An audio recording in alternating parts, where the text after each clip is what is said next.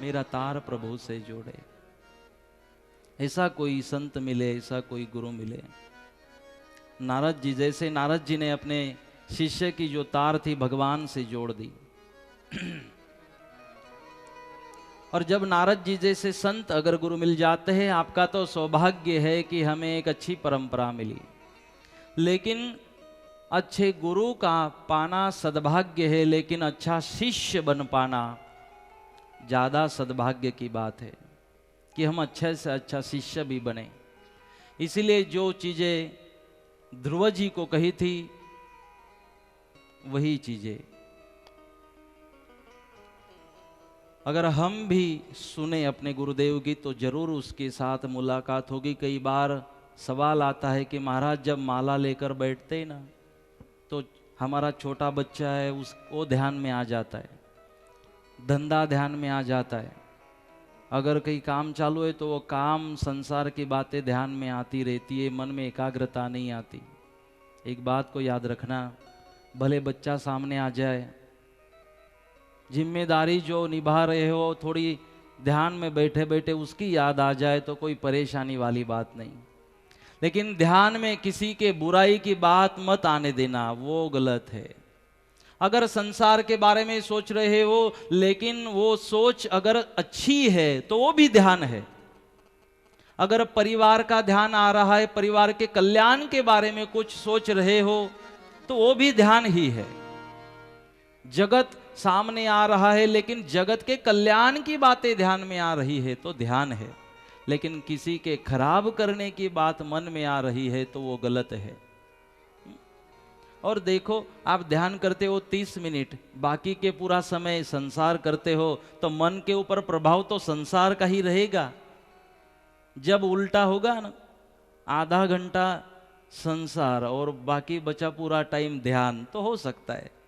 लेकिन संसार में रहने के बाद, जिम्मेदारियों को निभाने के बाद अगर आधे घंटे में कहोगे कि संसार को भूल जाओ तो ये क्या आसान है? और क्यों, मैं तो कहता हूं क्यों संसार को भूलना चाहते हो? संसार से तो आप हो। संसार को मत भूलो, संसार की जो माया है उसके बंधन में अटकना मत। संसार गलत नहीं है, उसमें हम फंस जाते हैं, उसी में ही रहते हैं, ये गलत है। क्योंकि आपके बच्चे ने भगवान को नहीं देखा, जब प्यास लगती तो आपके पास दौड़ा दौड़ा आता है, आपको भगवान समझता है। क्या कहोगे, है बाजू हट जा, मुझे भगवान की भक्ति करनी है? तो कौन सा भगवान राजी होगा, खुश होगा? नहीं हो सकता। संसार की जिम्मेदारी भी हमारे लिए जरूरी है, लेकिन उन जिम्मेदारियों को करते करते भगवान को ना भूले। मेरे कहने का मतलब, अगर ध्यान में संसार भी थोड़ा थोड़ा आ रहा हो तो हमें हर रोज उस ध्यान को करना पड़ेगा, तब जाकर धीरे धीरे धीरे उसका प्रभाव कम होगा। ये एकदम से नहीं हो सकता। मैंने तो कह दिया कि ध्यान में अगर कोई अच्छी बातें आप कर रहे हो, अच्छी बातों का चिंतन कर रहे हो तो वो भी ध्यान ही है। अच्छी बातों का चिंतन वही ध्यान है। नहीं, मन को एकदम निर्विकार करना इतना आसान नहीं है, उसके लिए तो बहुत बड़ी साधना लगती है। लेकिन फिर भी आप आदत तो डाले, मन को अच्छे चिंतन करने की आदत डाले। अगर ध्यान नहीं लग रहा हो ना आपका, अगर ध्यान लगाने बैठे और कोई अलग अलग बातें आ रही है तो एक काम करना, किसी एक भक्त के चरित्र को चिंतन करते रहना आधा घंटा, हो गया ध्यान पूरा आपका। शबरी को याद करना 30 मिनट, हरिश्चंद्र को याद करना 30 मिनट, प्रहलाद को याद करना, ध्रुव की बातें याद करना 30 मिनट, कहीं अपने गुरु का सत्संग सुनाओ, गुरु के सत्संग की बातों को याद करना, अच्छी सोच को रखना, अच्छे विचारों को पूरा समय 30 मिनट करते रहना, ये भी एक ध्यान होता है। जैसे सोचते हो वैसा आपका व्यवहार होता है, आपकी वृत्ति बनती है, आपका स्वभाव बनता है। तो एक अच्छी बातें सोचना चालू करो, फिर धीरे धीरे अच्छी सोच के कारण जो विकार है, जिसके कारण ध्यान नहीं लगता, वो धीरे धीरे निकल जाएगा, फिर ध्यान में मन लगेगा। तो इसीलिए ध्रुव के बारे में हमने सुना, हमारे सद्गुरुदेव अगले अवतार का चरित्र यहाँ पर बता रहे हैं। और अगले अवतार का चरित्र बताते समय हमारे सदगुरुदेव ने कहा, हिरण्याक्ष का वध किया, उसका वध करने के कारण उसका जो भाई था हिरण्यकश्यप, उसको बुरा लगा, उसने शपथ ली कि विष्णु भगवान से मैं बदला जरूर लूंगा, और विष्णु भगवान के खिलाफ हो गया। एक दिन तो तपश्चर्या करने निकला, कयाधु उसकी पत्नी उसकी आज्ञा ली, उसको कहा तपश्चर्या करने निकला, लेकिन जिस पेड़ के नीचे बैठा था उस पेड़ के ऊपर जो पक्षी बैठे थे वो नारायण नारायण कहे जा रहे थे। पत्थर से उनको भगाने की कोशिश की, वापस आके वही गुनगुना रहे थे, ध्यान नहीं लगा क्योंकि दुश्मन का नाम आ रहा था। सुबह हमने सुना कि मंदिर में जाना गलत है या सही है, फिर सतपंथ मंदिर हो, निष्कलंक नारायण का मंदिर हो या लक्ष्मी नारायण का मंदिर हो, एक बात याद रखना, ये संकुचितता तो आपके मन में है, वो तो बहुत बड़े दिल वाला है जिसके मंदिर में जाया करते हो। भगवान का कहा झगड़ा है, लक्ष्मी नारायण और निष्कलंकी नारायण का कहा झगड़ा है। शिरडी के साईं बाबा और इमाम शाह महाराज का, कबीर का कहा झगड़ा है। ये कहा झगड़े करते बैठे, ये तो जीवन को समझे, इन्होंने तो जीवन की कला हमारे सामने रखी, ये तो जीवन को जिए, जीने का पूरा पूरा मजा लिया, पूरा आनंद लिया। हम तो हमारे जीवन की मजा तो पानीपुरी में ही ढूंढते रह गए, वो भेलपुरी में ढूंढते रह गए, झगड़े में ही हम लगे रहे। जीवन की मजा खुद को समझने में है। ये कहीं भगवान का झगड़ा थोड़ी ना है, कहीं कौन से भगवान का झगड़ा आपने देखा? अगर जो आपने सुना या देखा होगा, भगवान वो नहीं है जो झगड़े, भगवान वो नहीं है जिसके अंदर संकुचितता है, वो नहीं है भगवान। भगवान तो बड़े दिल वाला है। हमारे तुकडो जी महाराज कहते थे, विदर्भ के एक राष्ट्र संत थे, सबके लिए खुला है मंदिर ये हमारा, आओ कोई भी पंथी आओ कोई भी धर्मी, भेदभाव को मिटाता मंदिर ये हमारा, सबके लिए खुला है मंदिर ये हमारा। कब हनुमान जी ने कहा इन्होंने मेरे पास आना नहीं और इन्होंने आना है? कब राम जी ने कहा कौन से मेरे भक्त ने आना है नहीं आना है? शिव जी ने कहा इन भक्तों ने नहीं आना? ये तो हमारी संकुचितता है। भगवान के दरबार में तो जो भी जाए भगवान उसको स्वीकारता है, और हमें तो आनंद है कि हमारी परंपरा में मानने वाले, सतपंथ की परंपरा में मानने वाले जो हमारे हरि भक्त है, वो हर भगवान के मंदिर जाना चाहते हैं, हर भगवान में अपना भगवान देखते हैं। ये बड़प्पन है इस सांप्रदाय का, इस परंपरा का। इसीलिए किसी मंदिर में आपको जाना हो, कब किसने रोका? भगवान किसी के कोई पर्सनल प्रॉपर्टी नहीं होते, तो इसीलिए भगवान नहीं झगड़ते। हमेशा जो भगवान नाम आया उनका और गर्दन झुक गई अपनी। किसी भगवान को आप मान सकते हो, किसी भगवान के दर्शन कर सकते हो, उसमें कहा किसने मनाही की? तो इसीलिए ये जो हिरण्यकश्यप था, इसने देखा कि मुझे तो नारायण का नाम चलता नहीं है। वहां से वापस आया, अपनी पत्नी को बोला हम तो वहाँ गए थे लेकिन वो तो नारायण नारायण कह रहे थे पक्षी, तो हमें ध्यान नहीं लगा, हम वापस आ गए। लेकिन पत्नी ने कहा ये तो नहीं करना चाहिए था आपने, छोड़ दो उनको। लेकिन मुझे बताना तो जरा क्या कह रहे थे? बोले नारायण नारायण बोल रहे थे। क्या कह रहे थे? नारायण नारायण बोल रहे थे। कितनी बार नारायण नारायण मुख से बोल लिया, बुलवाया कयाधु ने, क्योंकि कयाधु की श्रद्धा थी कि मेरा नारायण तो कैसा है, करुणा ना करनारा तारी करुणा न कोई, हूँ भूल्यो तारी सेवा मारी भूलो ने भूलनारा तारी करुणा न कोई पार नहीं। ये तो मेरा नारायण है। अगर इनके मुख से नारायण शब्द भी निकल जाता है ना, तो मेरा नारायण तो दयालु है, जरूर मेरे घर वाले को माफ कर देगा, जरूर इसका भी उद्धार करेगा, इतना दयालु है मेरा नारायण। ये कयाधु को पता था। नारायण नारायण बुलवाया, उसी समय उसको गर्भ धारणा भी हुई। और फिर कयाधु ने कहा जाओ आप तपश्चर्या करो, और तपश्चर्या करने, भगवान महादेव की तपश्चर्या करने वहां से हिरण्यकश्यप निकल गए। जब तपश्चर्या करने निकल गया, अब पक्षियों के ऊपर ध्यान गया नहीं, ध्यान में लगा, ध्यान शुरू है। यहाँ पर अब हिरण्यकश्यप राज्य में नहीं है सोचकर इंद्र ने आक्रमण किया। इंद्र ने पूरा आक्रमण के साथ उसके राज्य को विध्वंस कर दिया, और जो उसकी पत्नी थी कयाधु को लेकर भागने लगा। रास्ते में नारद जी मिले, क्यों भाग रहा है इसको लेकर? बोले इसको अब गर्भ है, ये जो बच्चा जन्म लेगा ना, उसको जन्म लेते ही मैं मार दूंगा। बोले क्यों? बोले ये भी इसके बाप जैसा होगा ना, इसीलिए बचपन में ही मार दूं तो अच्छा होगा। लेकिन नारद जी ने कहा नहीं नहीं, ये आपके लिए तो तारक है, ये तो भक्त है, इसको छोड़ दो। नारद जी की बात मानी, इंद्र निकल गया। कयाधु को लेकर अपनी कुटिया में नारद जी पहुंचे, और कुटिया में बस हमेशा तो नारद जी को एक ही काम था, नारायण नारायण। वो प्रभाव गर्भ में हुई, और जब जन्म हुआ बेटे का तो उसका नाम नारद जी ने रखा प्रहलाद। जैसे जन्म हुआ तो नारायण नारायण बोल रहा था, नारद जी को तो पूरा पता था, नाम रखा प्रहलाद। जब कयाधु ने पूछा कि इसका मतलब क्या है, तो बोले ये औरों का आह्लाद है, ये औरों के कल्याण के लिए काम करेगा, इसलिए प्रहलाद उसका नाम रखा गया। तो बचपन से ही नारायण नारायण नाम की धुन बोलने लगा। जब यह तपश्चर्या पूरी हुई, भगवान महादेव प्रकट हो गए। महादेव जी ने कहा क्या चाहिए, तो इसने कहा मेरी मृत्यु ही न हो ऐसा आशीर्वाद दो। महादेव जी ने कहा भाई ये तो नहीं हो सकता, मृत्यु तो एक दिन मेरी भी होनी है ये वरदान नहीं मिलेगा, दूसरा कुछ मांग लो। तब इसने कहा कि मैं जमीन के ऊपर या आकाश में नहीं मरूं, स्त्री पुरुष अथवा पशु के हाथों नहीं मरूं, घर में या बाहर नहीं मरूं, जो लोहे का शस्त्र या लकड़े का शस्त्र अस्त्र है उससे न मरूं, सजीव निर्जीव से न मरूं, दिन में या रात्रि में न मरूं। इतना ही नहीं, जो 12 मास है ना उसमें नहीं मरूं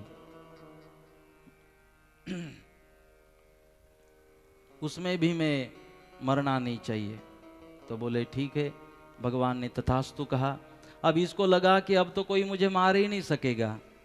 वहां से उठ के जब घर आया, देखा तो इंद्र की बात पता चली, गुस्सा हो गया, देवों के ऊपर आक्रमण किया, अपना जो राज्य था इंद्र से वापस ले लिया। कयाधु के बारे में पता चला, कयाधु को बुलावा भेजा। अब कयाधु को जाना था, लेकिन पता चला मेरा बच्चा तो नारायण नारायण बोलता है, अगर पिताजी के सामने बोल दिया तो इसको भी दंड देंगे। तो उसको वही जंगल में छोड़ा और कयाधु अकेले निकल गई हिरण्यकश्यप को मिलने। हिरण्यकश्यप को मिली, जहां बेटे को यहाँ छोड़ रखा था, कुछ जो गोवाड़ थे ना, गुराखी, गौ माता को चराने वाले, उन्होंने देखा कि ये बच्चा एक पेड़ के नीचे पड़ा हुआ है और एक माता उसको दूध पिला रही है। उन्होंने देखा अरे ये तो कोई चमत्कारी बच्चा दिखाई देता है। उसको उठाया और सोचा कि अपने राजा को तो संतान नहीं है, हिरण्यकश्यप को उसको दे देते हैं। तो बेटे को उठाकर ले गए हिरण्यकश्यप के पास। हिरण्यकश्यप ने बोला कयाधु को पूछना पड़ेगा। जब कयाधु ने देखा तो अरे ये तो मेरा ही बेटा है, और मेरे पास वापस आया। आंख भर आई कयाधु की, कहा ए जी हम इसको रख लेते हैं, मैं इसकी सेवा करूंगी। उसको रख लिया और उस दिन से कयाधु उसकी सेवा कर रही थी। धीरे धीरे बड़ा हुआ तो हिरण्यकश्यप ने षण अमर को बुलाया, उन गुरुओं को बोला कि इसको पढ़ाई दो, इसकी पढ़ाई करो, और भूल से भी नारायण का नाम न ले पाए, ये ध्यान रखना। उसको पढ़ाने के लिए ले गए, बहुत पढ़ाने की कोशिश की, लेकिन ये जो संत महात्मा होते हैं, जो योगी भ्रष्ट होते हैं, प्रहलाद जी योगी भ्रष्ट थे, पहले जन्म से उनकी साधना चालू थी, उनको सिखाने की जरूरत नहीं थी, उन्होंने सिखाना सबको चालू कर दिया। एक दिन हिरण्यकश्यप ने सोचा कि अपने आसन पे हिरण्यकश्यप वहां पर बैठा हुआ था। हिरण्यकश्यप ने सोचा कि मेरा बेटा तो कई दिनों से पढ़ने के लिए मैंने भेजा है, जरा उसको बुला के देख तो लूं कितनी पढ़ाई हुई। और एक अपने दूत को भेजा, बुलावा भेजा, प्रहलाद को लेके आओ। और हिरण्यकश्यप अपने राजमहल में वहां पर बैठे थे। प्रहलाद जी उनको वहां पर मिलने आए। जैसे ही प्रहलाद अपने पिताजी को मिलने आए, पिताजी के सामने खड़े हुए। पिताजी प्यार कर रहे थे अपने बेटे के साथ। अपनी गोद में बिठाया। बेटा तबीयत तो ठीक है ना? बोले पिताजी बहुत ठीक है। तो कहा कि कैसी थी वहां पर व्यवस्था? तो बोले व्यवस्था भी अच्छी थी। तो जरा मुझे बताना वहां क्या आपने पढ़ाई की, कौन सा शिक्षण लिया आपने? तो प्रहलाद जी ने कहा पिताजी हमने तो नारायण नारायण नाम की इतनी मस्ती की, मैंने अकेले ने नहीं, मैंने तो सबको नारायण का नाम सिखा दिया। जैसे ही नारायण का नाम सुना, हिरण्यकश्यप ने दूर फेंक दिया प्रहलाद को। अरे प्रहलाद, तू नारायण का नाम कहां से सीखा? किसने आपको नारायण का नाम सिखाया? तो बोले पिताजी ये तो कोई सिखाने की बात नहीं है, ये सिखाना थोड़ी पड़ता है, ये सिखाना नहीं पड़ता। तो बोले तू नारायण सीखा कहां से? बोले उसी ने तो जन्म दिया, उसी ने तो पाला पोसा, उसी के कारण तो मेरी श्वास शुरू है। पिताजी आपने भी तो नारायण को याद करना चाहिए। जैसे नारायण नारायण शब्द का उच्चारण हो रहा था, हिरण्यकश्यप गुस्सा हो रहा था, हिरण्यकश्यप का क्रोध बढ़ते जा रहा था। हिरण्यकश्यप ने कहा जो हुआ ठीक हुआ, लेकिन आज के बाद उस नारायण का नाम मत लेना, मत जाना नारायण के मंदिर। मैंने तो उसके मंदिर तुड़वा दिए, मेरे मंदिर बने हैं सब जगह, मेरी पूजा करना, नारायण की नहीं। उस विष्णु को भूल जा। लेकिन प्रहलाद ने कहा पिताजी ये तो नहीं हो सकता, मैं तो नारायण को भूल नहीं सकता। तब बहुत गुस्सा आया, सेवकों को कहा इसको भूत बंगले में बंद कर दो। भूत बंगले में बंद करवा दिया। कुछ दिनों के बाद जाकर देखा तो वहां भी इसको लगा अब सुधर गया होगा, डर गया होगा। लेकिन जाके देखा दोनों हाथों से करतल ध्वनि बजाते हुए भगवान का नामस्मरण कर रहा था प्रहलाद। अरे फिर भी नहीं सुधरा, इसको समुंदर में फेंक दो। सेवक जाकर समुंदर में फेंकने गए, समुंदर में फेंक दिया, तब भी नारायण नारायण नामस्मरण चालू था। वहां से भी बच गए प्रहलाद जी। इसको शस्त्र अस्त्रों से मार दो। बड़े बड़ी तलवारें लेकर आ गई, तलवार जैसी मारने की कोशिश होती, तलवार टूट जाती। जो भी अस्त्र चलाया जाता प्रहलाद के ऊपर, अस्त्र टूट जाते, लेकिन उन अस्त्रों की प्रहलाद के ऊपर असर नहीं होती थी। एक हाथी के पैरों तले कुचल देने की कोशिश की, लेकिन हाथी भी कुचल नहीं पाया।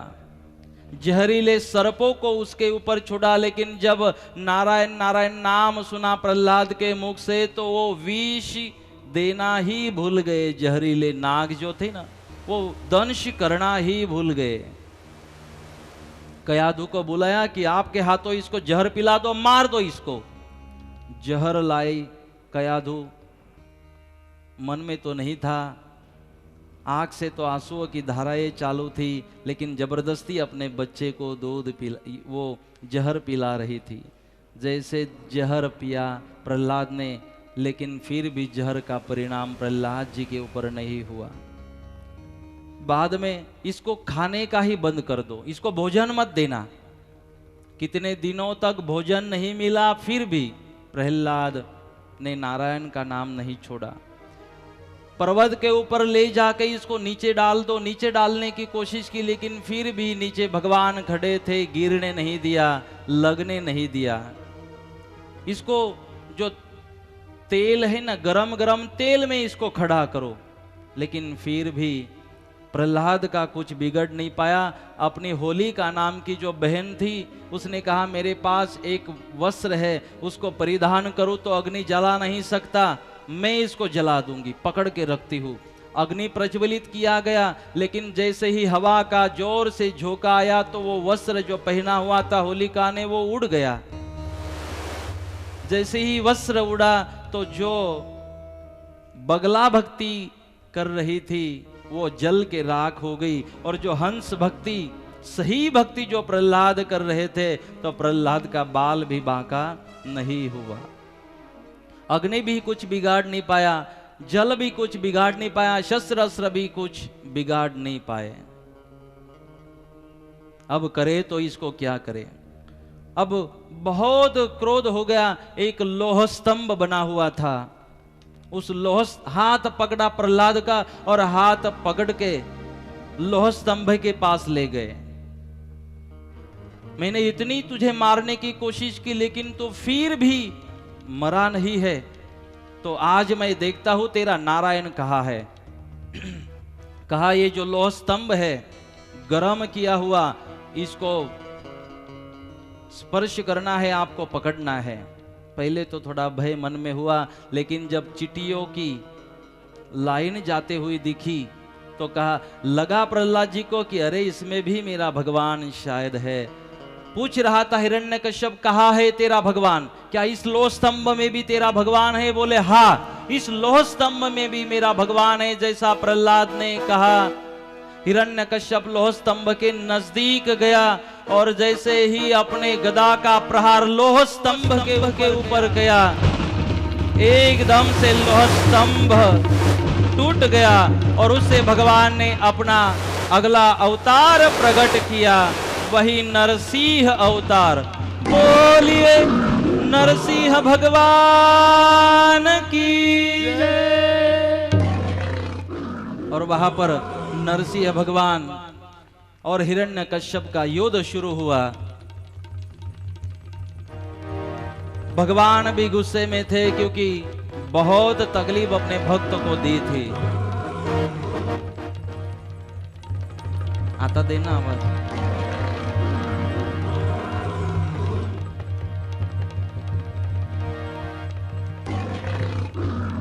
दोनों का वहां पर युद्ध हो रहा था। भगवान हिरण्यकश्यप को पकड़ा,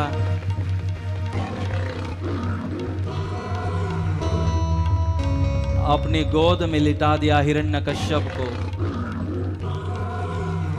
और जैसे ही भगवान उसका उद्धार करने लगे, हिरण्यकश्यप ने कहा, अरे भगवान तू मुझे मार नहीं सकता, तू मुझे मार नहीं सकता। बोले क्यों?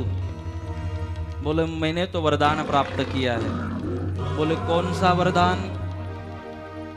मैं जमीन पे या आकाश में नहीं मरूंगा। अरे हिरण्यकश्यप, अब तू कहाँ है देखना जरा, जमीन पर भी नहीं और आकाश में भी नहीं, तू तो मेरी गोद में है। मैं स्त्री पुरुष या पशु के हाथों भी नहीं मरूंगा। तो बोल बता, मैं स्त्री हूं, पुरुष हूं या पशु हूं? ऊपर देख रहा था तो पशु, नीचे देख रहा था तो पुरुष। बता नहीं पाया। और क्या वरदान था? बोले घर में नहीं और बाहर में भी नहीं मृत्यु होगी। तो बोले तू अब घर में भी नहीं है, तू बाहर में नहीं है, तू तो घर की जो चौखट होती है ना, उम्रा जिसको कहते हैं, उसके ऊपर है। घर में भी नहीं, बाहर में नहीं। और क्या मांगा था? बोले लोखंडी, मतलब लोहे के अस्त्र से या लकड़े के अस्त्र से भी मैं नहीं मरूंगा। तो बोले मैं तो तुझे नाखून से मारने वाला हूं, ये लोहे का भी नहीं और लकड़े का भी नहीं। और क्या मांगा था? बोले मैं सजीव या निर्जीव से नहीं मरूंगा। बोले मैं नाखून से मारने जा रहा हूं, ये सजीव भी नहीं निर्जीव भी नहीं। सजीव होते तो काटते समय तकलीफ होती, निर्जीव होते तो बढ़ते नहीं।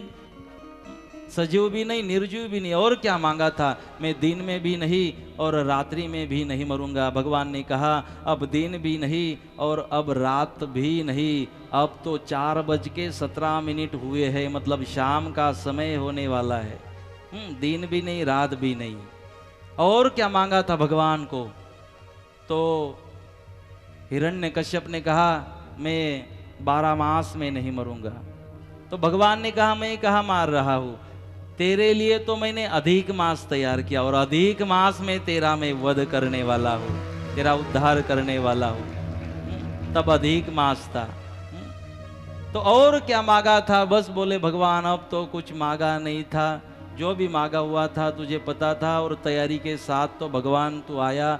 और जब पता चला कि अब कोई रास्ता नहीं है, अब भागने के सारे रास्ते बंद हो गए, तब दोनों हाथ नीचे डाल दिए और भगवान को कहा भाई अब मार दे, जो करना है कर। भगवान गुस्से में थे क्योंकि भक्तों को तकलीफ दी थी। भगवान ने उसके पेट में नाखून घुसवा दिए। एकदम से नाखून के द्वारा जो उसके फेफड़े थे, आंतड़े थे, पूरे पूरे बाहर निकाल दिए, पेट को फाड़ दिया। भगवान ने उसका वध कर दिया हिरण्यकश्यप का। और जैसे लगा कि अब ये मर चुका है, अधर्म का नाश हो चुका है, उसको अपनी गोद से नीचे फेंक दिया भगवान ने। भगवान ने उसका वध कर दिया। और अब सारे देवी देवताओं को चिंता हो रही थी, अब ये गुस्से वाले भगवान को शांत कैसे करे। तो दो संत आए, भगवान आए और कहा हे प्रहलाद जी, अब आपके द्वारा ही भगवान शांत हो पाएंगे, थोड़ा आप आगे जाके भगवान के सामने खड़े हो जाओ।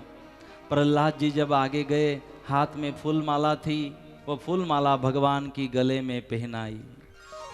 जैसे ही फूल माला गले में पहनाई, प्रहलाद ने नमस्कार किया। भगवान ने अपनी गोद में प्रहलाद को बिठाया, अपनी गोद में बिठाया, उसको प्यार करने लगे। भगवान अरे प्रहलाद, हमें आने में देरी तो नहीं हुई? अरे भगवान आप तो मेरे साथ में ही थे, आप कैसे कहते हो कि अब आए? अब नहीं, आप तो पहले से मेरे साथ थे, पहले से साथ दे रहे थे, इसीलिए तो हर संकट से मैं बचा हूं भगवान। पहले से तू मेरे साथ में था। तो भगवान ऐसी कोई बात नहीं है, एकदम शांत हो गए। और नरसिंह भगवान पूछ रहे प्रहलाद जी क्या चाहिए आपको? प्रहलाद जी ने कहा भगवान आपके आने से सब कुछ मिल गया। बोले कुछ तो मांग ले, कुछ तो मांग ले। बोले भगवान कैसी बात कर रहे हो, बगैर मांगे सब कुछ दिया आपने। बोले कुछ तो मांग ले। बोले भगवान देखो, आपने मुझे कहा बिठाया गोद में, और वो भी जमनी साइड गोद में, और ये जो जगह होती है वो बेटे की होती है। अब आपने मुझे बेटा मान लिया, गोद में बिठाकर बेटा मान लिया, अब मैं आपका बेटा हो गया कि नहीं? बोले हाँ। तो बोले बाप की पूरी प्रॉपर्टी वारसा में किसको मिलती है? बोले बेटे को। तो बोले आपकी पूरी प्रॉपर्टी तो मुझे ही मिलने वाली है, तो मांगने की जरूरत क्या है? अगर मैंने आपको बाप मान लिया, आपने मुझे बेटा मान लिया, तो वारिस में तो मेरा ही नाम आएगा। भगवान तो अगर मुझे मिलने ही वाला है, अगर मिल ही रहा है, तो भगवान मांगने की जरूरत कहाँ आती है? भगवान मांगने की जरूरत ही नहीं है। ये भगवान आपको धन्यवाद देते हैं, आपके आने से हमें सब कुछ मिला। और तब जाके भगवान शांत हुए, प्रहलाद को आशीर्वाद दिए, हिरण्यकश्यप का उद्धार किया। और यहाँ पर भगवान ने अपना जो अवतार कार्य था, यहाँ पर वो अवतार कार्य भगवान ने अपना पूरा किया। और इस अवतार के माध्यम से भगवान ने संदेश दिया, अगर जो कोई भी इसी तरह अगर किसी भक्त को परेशान करने की कोशिश करेगा, तो उसके लिए मुझे कितने परिश्रम करने पड़े, मैं सारे परिश्रम सहन करके भी उसको छोड़ता नहीं हूं। भगवान ने नरसिंह अवतार प्रकट किया, आधे नर थे आधे सिंह थे, वो अवतार प्रकट किया और अपने भक्त का रक्षण किया।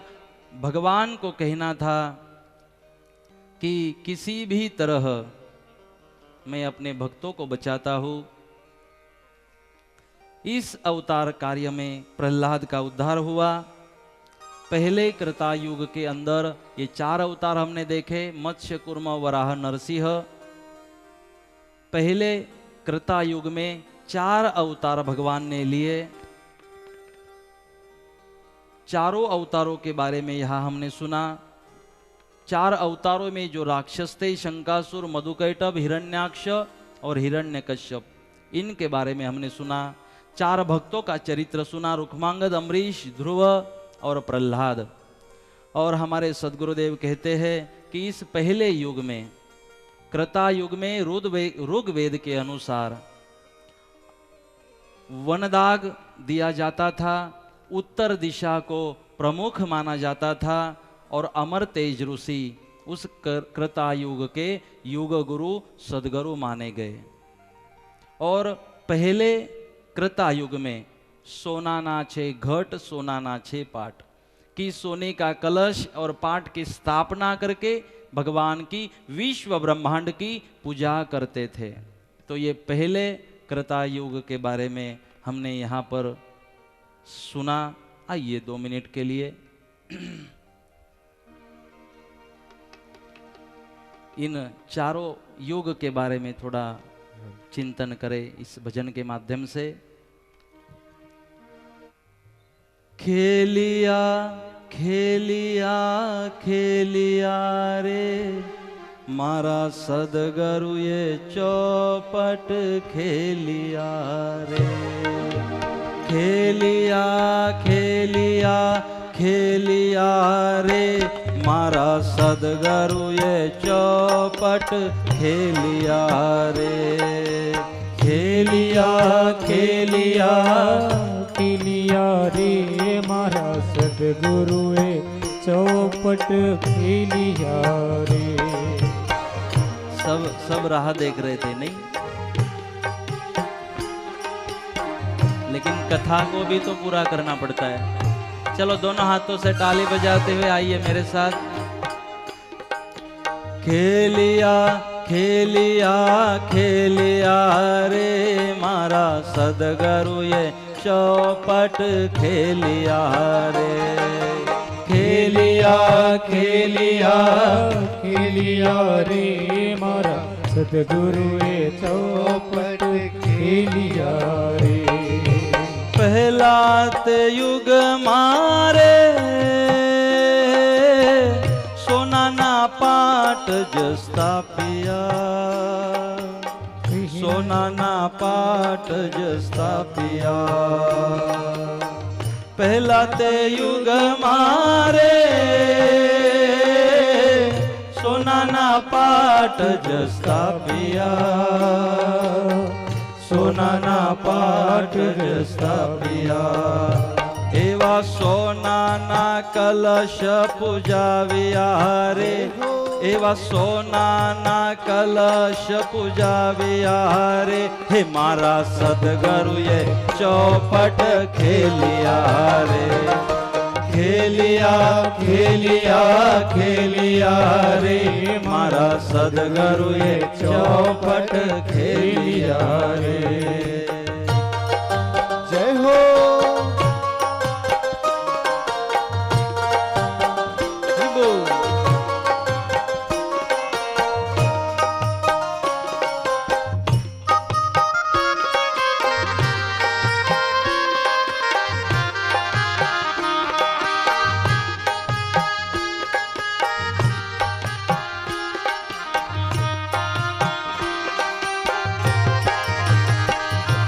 रोग वेदना रे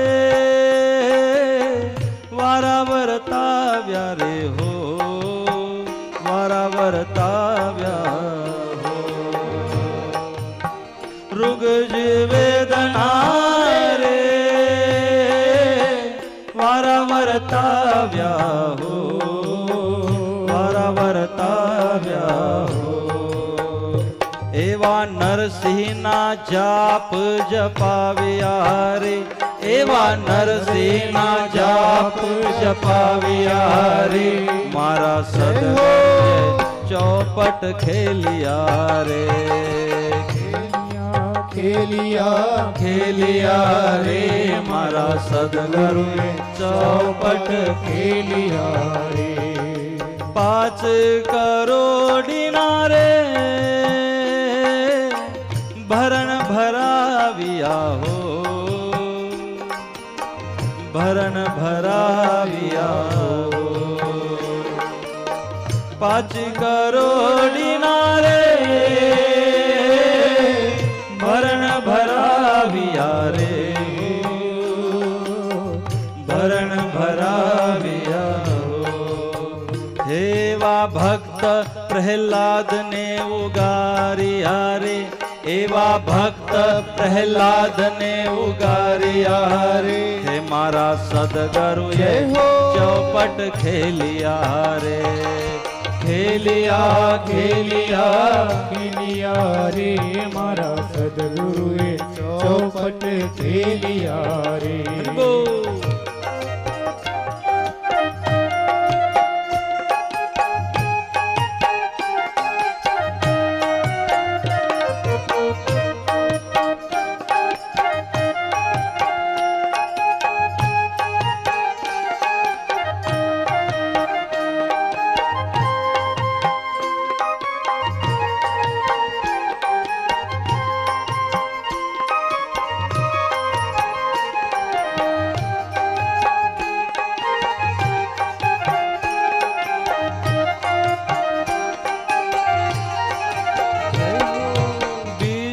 તે યુગ મારે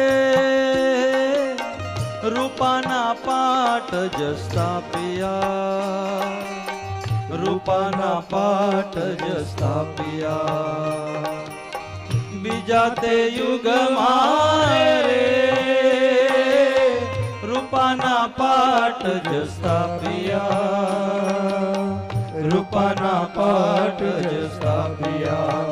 એવા રૂપાના કલશ પૂજાવ્યા રે, એવા રૂપાના કલશ પૂજાવ્યા રે.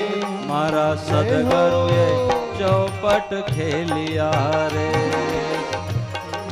ખેલિયા ખેલિયા રે. મારા સદગુરુએ ચોપટ ખેલિયા રે. યજુર વેદના રે વારાવર ત્યાવ્યા રે હો, વારાવર તાવ્યા હો. યજુર વેદના રે વારાવર તાવ્યા રે હો, વારાવર તાવ્યા હો. એવા રામચંદ્ર ના જાપ જપાવ્યા રે, એવા રામચંદ્ર ના જાપ જપાવ્યા રે. મારા સદગુરુએ ચોપટ ખેલિયા રે, ખેલિયા ખેલિયા ખેલિયા રે. મારા સદગુરુએ ચોપટ ખેલિયા રે. 7 કરોડીના રે ભરણ ભરાવ્યા હો, ભરણ ભરાવ્યા હો.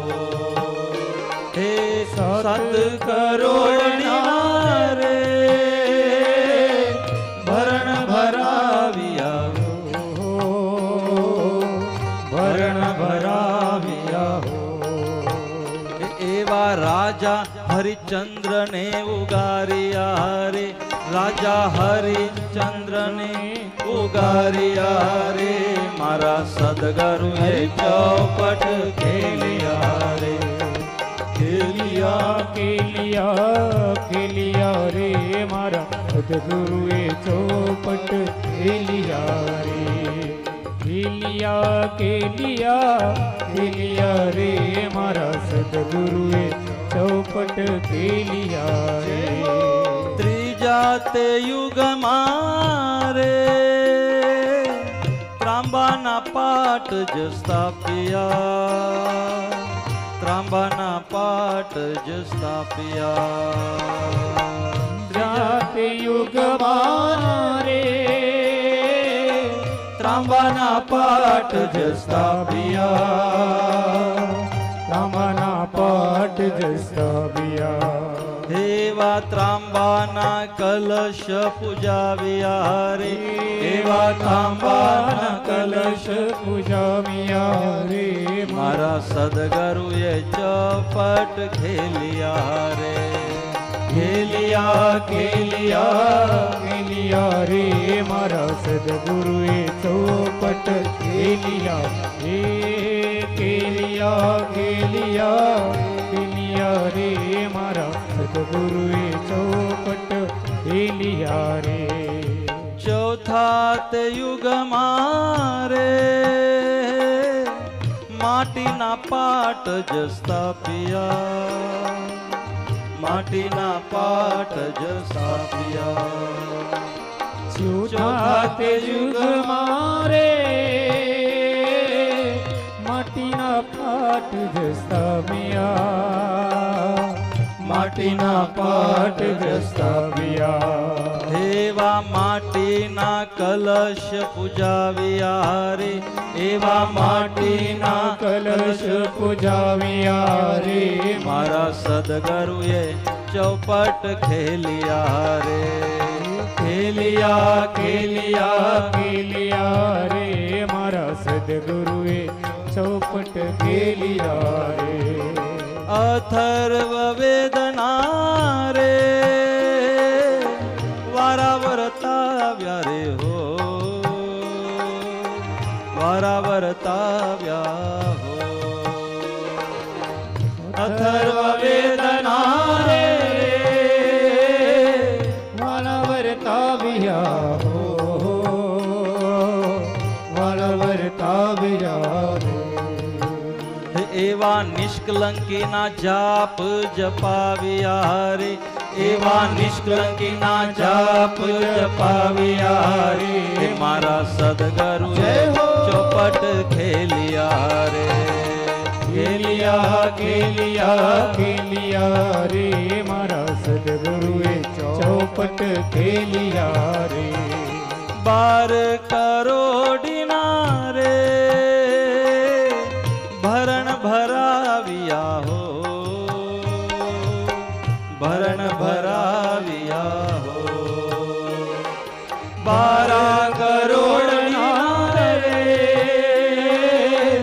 ભરણ ભરાવ્યા હો, ભરણ ભરાવ્યા હો એવા ભક્ત કમલા કુંવર ઉગાર્યો રે, એવા ભક્ત કમલા કુંવરને ઉગાર્યા રે હે મારા સદગુરુએ ચોપટ ખેલિયા રે, ખેલિયા ખેલિયા ખેલિયા રે મારા સદગુરુએ ચોપટ ખેલિયા રે ગુરુના ચરણે રે દાસ તમારા વિનવે, દાસ તમારા વિનવે ગુરુના ચરણે દાસ તમારા વિનવે,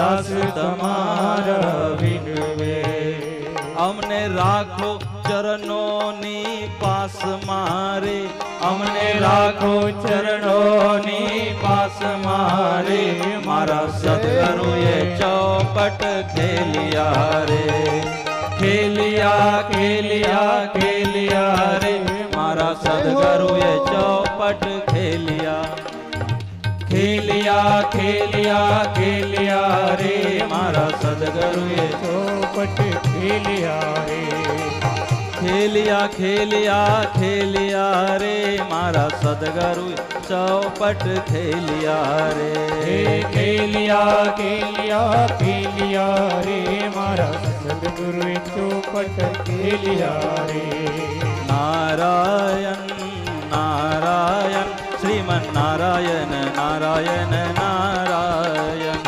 નારાયણ નારાયણ નારાયણ નારાયણ નારાયણ શ્રીમન નારાયણ નારાયણ નારાયણ શ્રીમન નારાયણ નારાયણ નારાયણ બોલો નારાયણ નારાયણ નારાયણ બોલો નારાયણ નારાયણ નારાયણ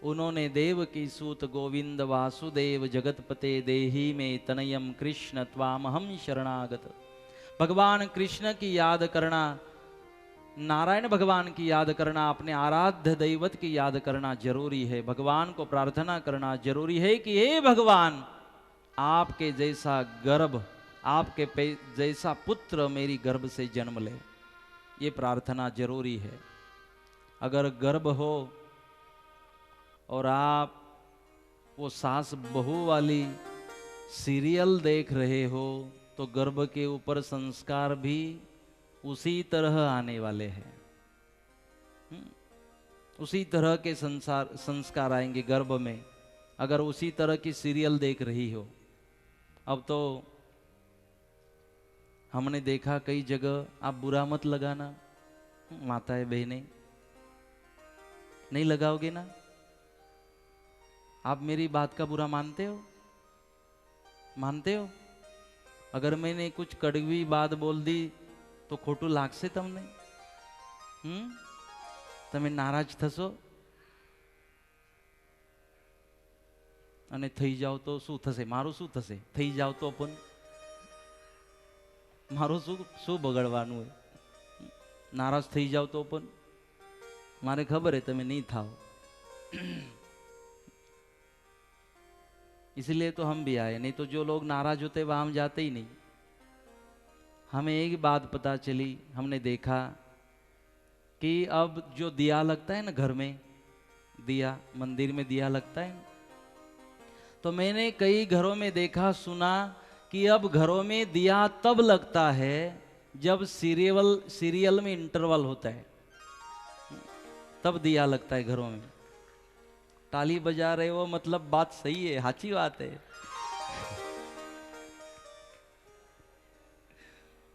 एकदम साची बात है,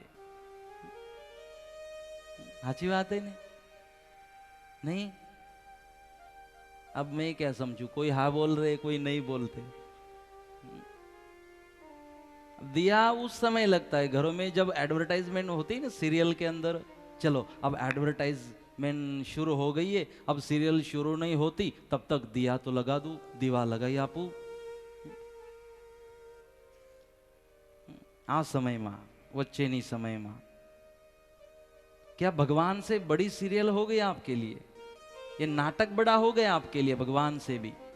कई मैंने सुना है ये सब कुछ कि दिया भी तब लगता है घरों में मंदिरों में जब सीरियल में इंटरवल होता है। इतनी बड़ी हो गई सीरियल हमारे लिए। मुझे बताना इन सीरियलों ने हमें दिया क्या? कोई बहू देखती है तो सास का कांटा कैसे निकाले वो देखने के लिए देखती है, वहां से प्लानिंग मिलती है। अगर सास को बहू को तकलीफ देनी हो तो सास भी देखती है कैसे इसका कांटा निकालना है। क्यों निकालते हो कांटा? क्यों नफरत करते हो एक दूसरे से? प्यार करने के लिए तो ये पूरा जीवन अधूरा कम पड़ जाता है। पता नहीं लोग नफरत के लिए कहां से समय निकालते हैं। प्यार करने के लिए पूरा जीवन कम पड़ जाता है, पता नहीं ये नफरत करने वाले समय कहां से निकालते हैं। क्यों नफरत करना चाहते हो? क्यों नफरत करते हो? एक जगह हम गए, हमने खुद देखा। एक जगह भोजन करने हम गए, भोजन करने बैठे तो सासू माँ सामने खड़ी थी, बहू अंदर थी। तो हम भोजन करने लगे। अब जो खिचड़ी हम पा रहे थे ना, तो खिचड़ी में नमक बहुत ज़्यादा हो चुका था। तो खाते समय सासू माँ की बात समझ में आ गई कि कुछ तो गड़बड़ है, खाने में मजा नहीं आ रही। तो पूछ रही थी, महात्मा जी भोजन कैसे बना? तो हमारा चेहरा तो उसने देख लिया, खाने की पद्धति भी देख ली। अगर पसंद वाला खाना नहीं हो तो धीरे धीरे जाता है ना, बहुत मुख के ऊपर देख के आपको पता चल जाता है पसंद नहीं आया। तो उसकी बात तो पता चली कि इनको ये खाना पसंद नहीं आया। एक तो नमक ज्यादा होगा, नहीं तो होगा भी नहीं।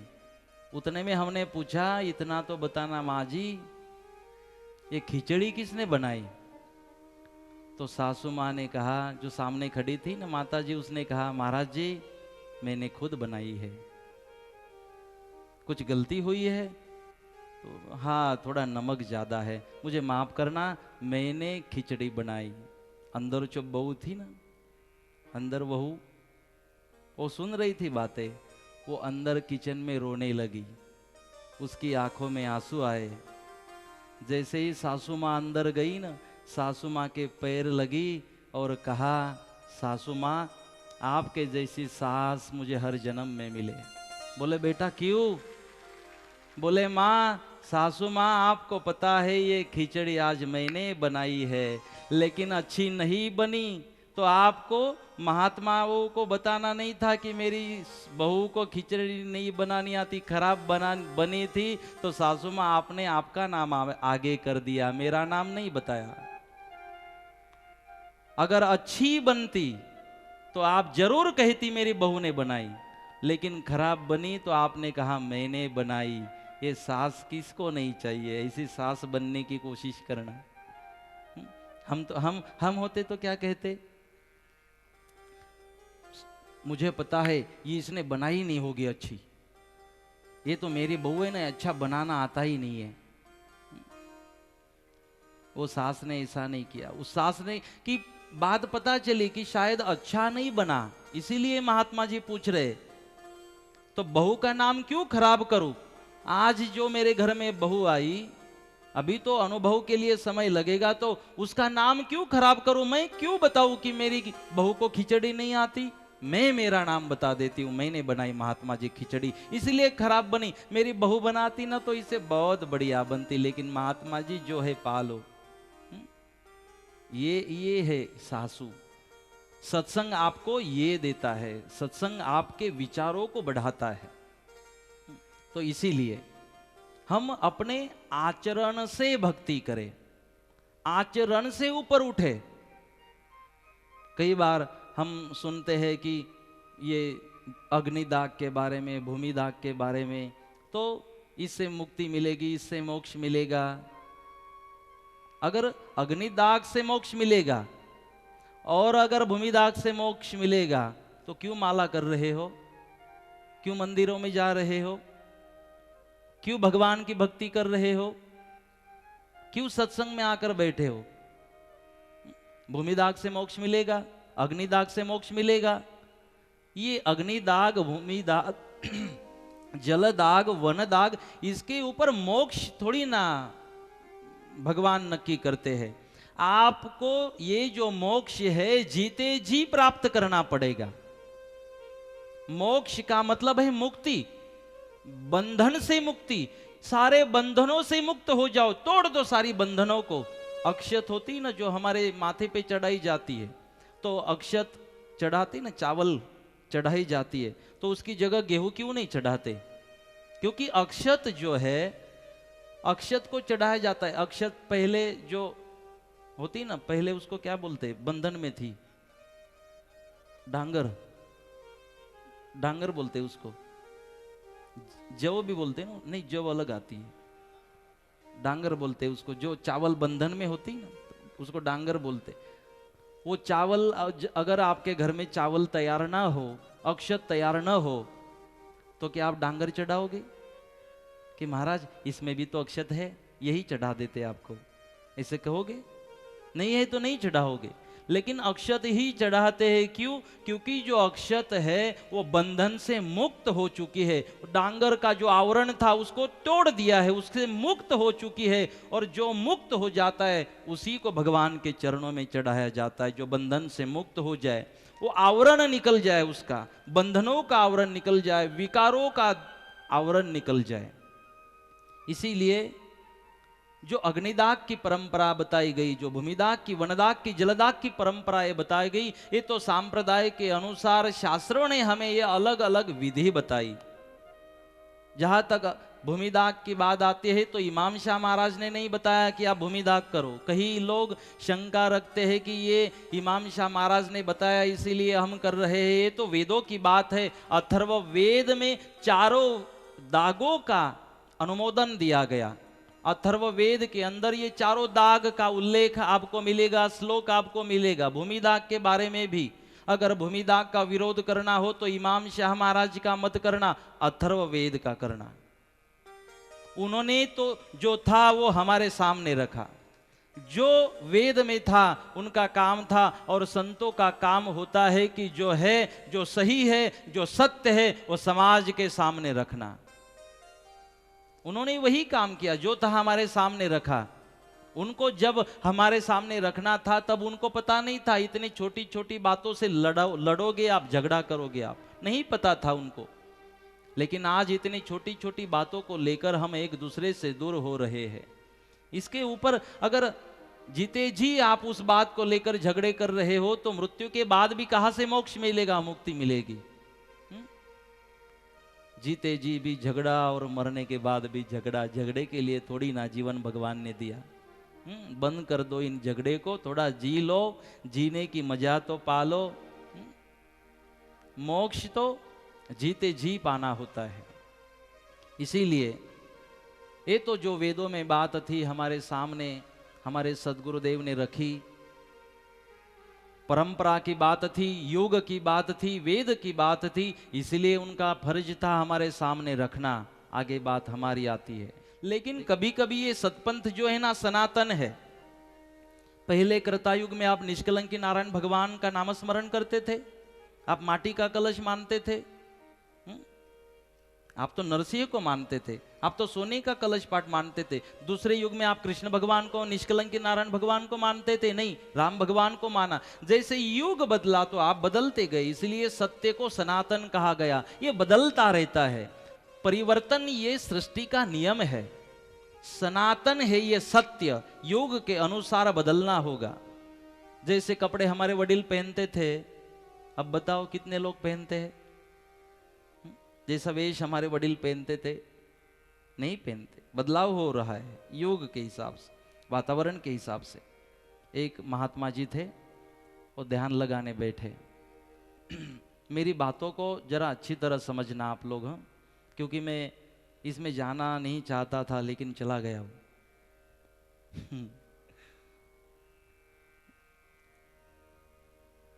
किसी को बुरा लगे तो माफ कर देना। मैं आप किसी का विरोध नहीं कर रहा हूं, न तो मैं किसी की भावनाओं को ठेस पहुंचाना चाहता हूं।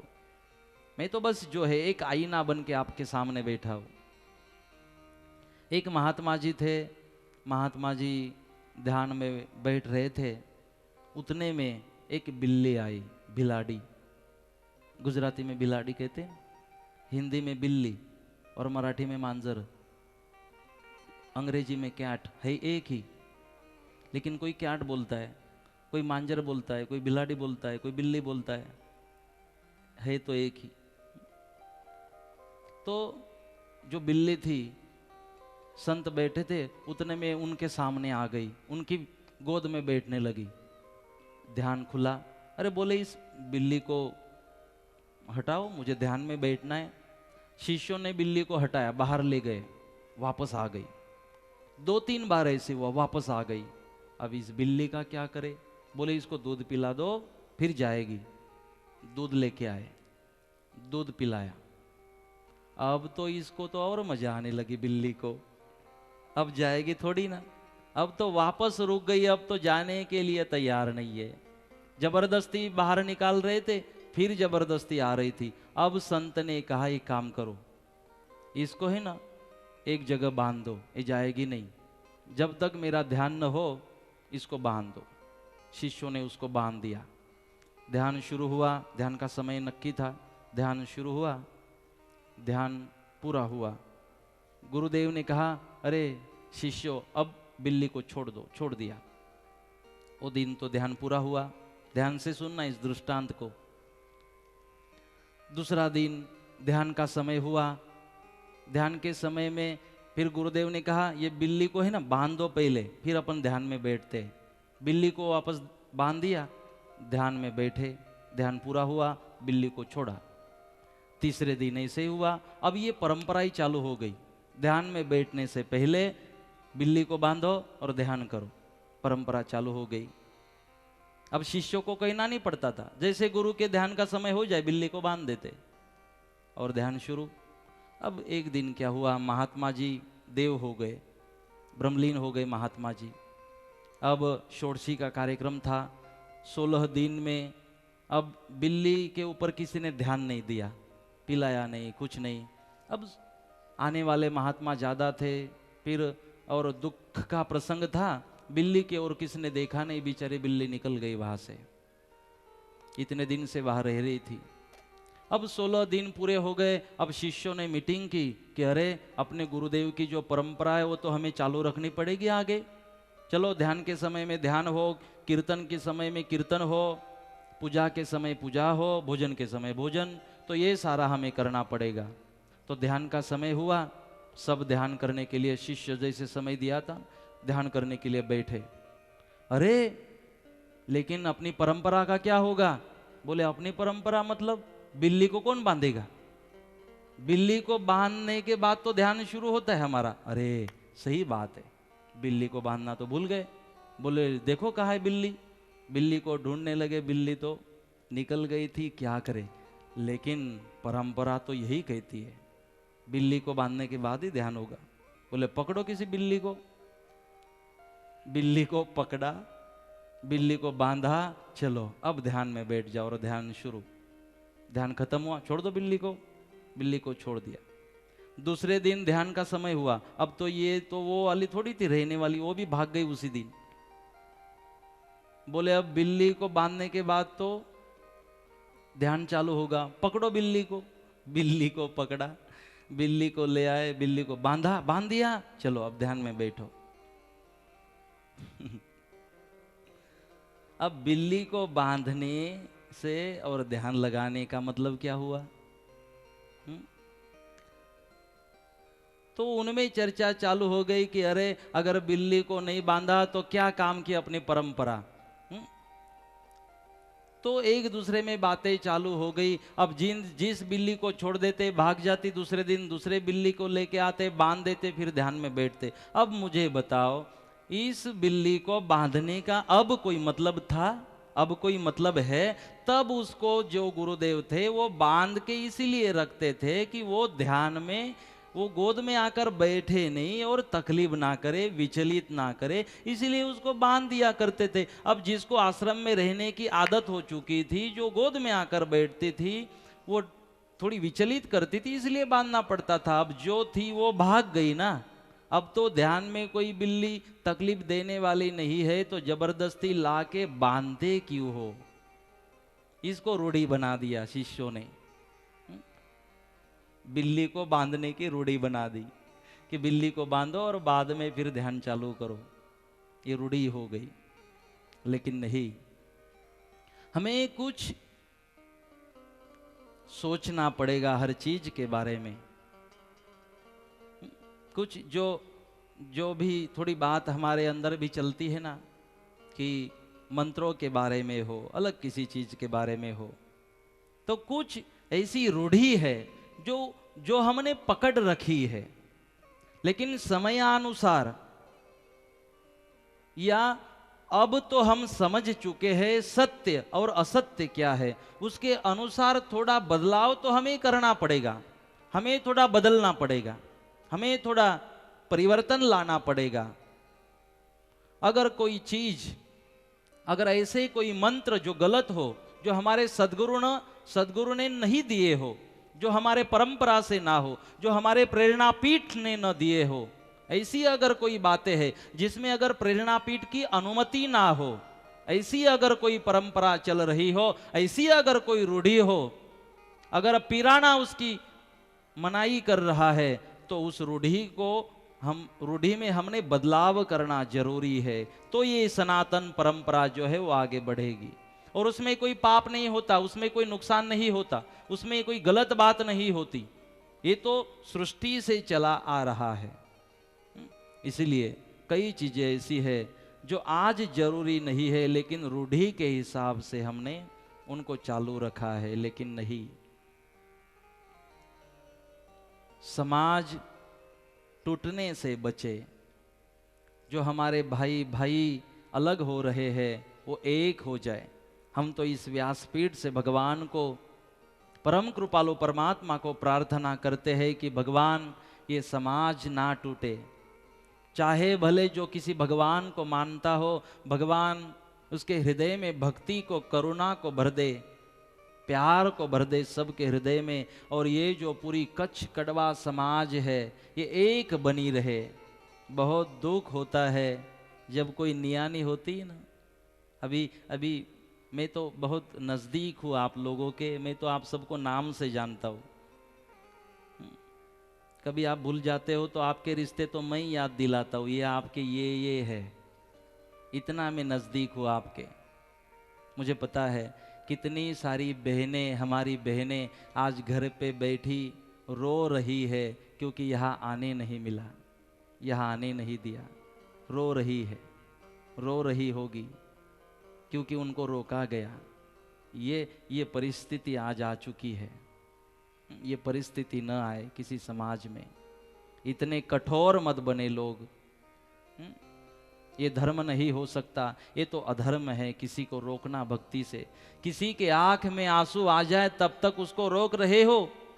कितनी बद्दुआ मिलेगी रोकने वाले को, आपको पता नहीं है कितना कष्ट होगा। और जो ये रोकने वाले हैं ना, जो आंसुओं के कारण बन रहे हैं, वो चैन से सो नहीं पाएंगे रात्रि में, नहीं सो पाते ऐसे लोग। उनका मन उनको नहीं सोने देता। ये जो परिस्थिति है बहुत बहुत कठिन परिस्थिति है, न आए किसी के ऊपर। पता नहीं क्यों हम इतना कठोर बनते हैं, पता नहीं क्यों इतना हम ये क्रोधी बनते हैं। न जाने कहाँ से ये हमारे अंदर सारी बातें आ जाती है। कुछ गलत बात हुई होगी तो मुझे माफ़ करना, लेकिन आपकी रोटी खाई है हमने, 2 समय की भोजन की व्यवस्था आप लोगों ने की है। अगर एक कुत्ता मालिक ने अगर रोटी खिला दी तो मालिक की रात भर चौकी करता है। हम तो इंसान है, आपने हमारी भोजन की व्यवस्था की तो कुत्ता जागता है दी हुई रोटी के लिए, तो हम तो इंसान है, हमें भी जागना पड़ेगा। इसीलिए जो दुख है हमें बड़ा लगता है। इसीलिए ये जो हम देख रहे हैं, ये सारी बातें सुन रहे हैं, ये दुख पहुंचाती है। और इसीलिए हमें लगता है कि ऐसा ना हो, क्योंकि आपकी रोटी खा रहे हैं, हमें जागना पड़ेगा, हमें आपकी चौकी करनी पड़ेगी, हमें आपकी चिंता करनी पड़ेगी। तब जाके आपने दी हुई रोटी हजम होगी, तब जाके सम्मान से, स्वाभिमान से आपने दी हुई रोटी खा सकते हैं। नहीं तो रोटी खाने का भी हमें अधिकार नहीं है अगर आपकी चौकी ना करे, अगर आपकी चिंता ना करे। इसीलिए चिंता होती। कई लोग कहते हैं आपको क्या लेना देना है। मुझे इसीलिए लेना देना है कि आपकी रोटी खा रहे हैं। कुत्ता जागता है, हम तो इंसान है, इसीलिए तो फिक्र होती है। इसीलिए इंसान बनना, मानव बनना, इंसान होकर जीने की कोशिश करना सबसे बड़ा धर्म है। मानव धर्म, चाहे किसी जाति धर्म के हो, सांप्रदाय के हो, सबसे बड़ा धर्म है मानव धर्म। मानव बनना, इंसान बनना, हैवान नहीं। तो इसीलिए हिरण्यकश्यप ने भी बहुत कोशिश की, नहीं कुछ कर पाया। आखिरी में हिरण्यकश्यप का वध करना पड़ा। आगे हमने सुना ये विरोचन जो है, इसको भी ताकत मिली, लेकिन दुष्टों के साथ जाकर मिले। अब कुछ भी करके इसका वध करना पड़ेगा। मोहिनी स्वरूप में भगवान आए, उसके साथ शादी बनाई विरोचन के साथ, और एक वचन ले लिया कि जैसा मैं कहूंगी वैसा आपको करना पड़ेगा। बोले ठीक है। अब ये मुकुट कैसे भी करके निकालना है, तो एक दिन स्नान करने के लिए बिठाया। कहा मैं आज खुद स्नान करूंगी। स्नान करने के लिए बैठे, बोली मुकुट निकाल दो। बोले मुकुट तो नहीं निकालूंगा, सूर्य भगवान ने दिया, बोला है निकालना नहीं। बोले निकालना तो पड़ेगा, क्योंकि जब तक मुकुट होगा सिर के ऊपर तब तक विरोचन का पराभव नहीं होगा। और पराभव करने के लिए तो विष्णु भगवान मोहिनी स्वरूप में आए थे, जबरदस्ती मुकुट निकाला। जैसे ही मुकुट निकाला, भगवान ने अपने पैरों से विरोचन का उद्धार कर दिया, उसका वध कर दिया, उसको खत्म कर दिया। था तो भगवान का भक्त, लेकिन ताकत तो बहुत थी, लेकिन अधर्म के लिए वो उसका वापर कर रहा था, इसीलिए भगवान को उसको भी खत्म करना पड़ा। नारद जी आए, नारद जी ने कहा आपने तो शादी बनाई थी विरोचन के साथ, अब गर्भ भी धारण हो चुका है आपको, अब बेटे को जन्म कैसा दोगे? बोले कोई बात नहीं। अपना पैर जो था, पैर को एकदम से झटका दिया और अंगुष्ठ मात्र से एक मांस का एक गोला था वो बाहर पड़ा। भगवान ने अपने अंगुष्ठ मात्र से बलि को जन्म दिया। ये जो मांस का गोला बाहर निकला था वो बलि था। भगवान के मोहिनी स्वरूप के अंगुष्ठ मात्र से बलि का जन्म हुआ। ये जो बलि फिर आगे बढ़ा हुआ, इसने बहुत बड़ी सत्ता इकट्ठा कर ली अपनी क्षमता के कारण, पराक्रम के कारण, क्योंकि भगवान के अंगुष्ठ मात्र से जन्मा था। अपनी जो ताकत और क्षमता थी वो गलत रास्ते पर वो वापरने लगा, धर्म को तकलीफ होने लगी। तब जाके भगवान के पास सब गए, भगवान को प्रार्थना की कि अरे भगवान हमें इससे बचाना, और भगवान आपका अगला अवतार प्रकट करना। तब जाके भगवान ने कहा कश्यप और अदिति जो है उनके घर में अगला अवतार धारण करूंगा। और भगवान ने अपना अगला वामन अवतार कश्यप और अदिति के घर प्रकट किया। भाद्रपद शुद्ध द्वादशी के दिन भगवान ने अपना ये 5वां अवतार यहाँ पर प्रकट किया। बोलिए वामन भगवान की जय।